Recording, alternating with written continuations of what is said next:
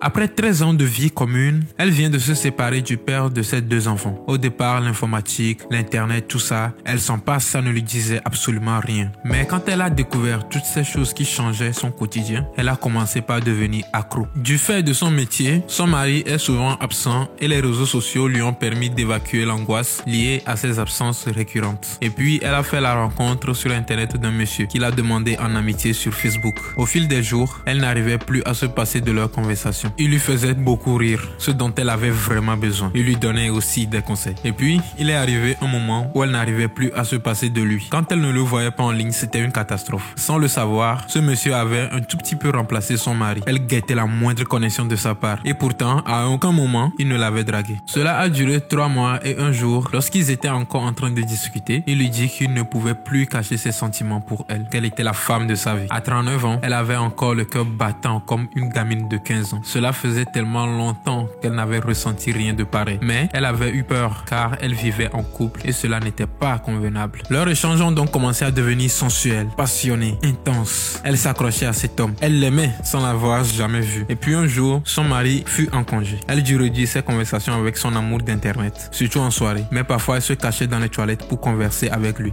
Juste quelques minutes et cela lui faisait du bien. Mais un jour, elle fit une stupide erreur.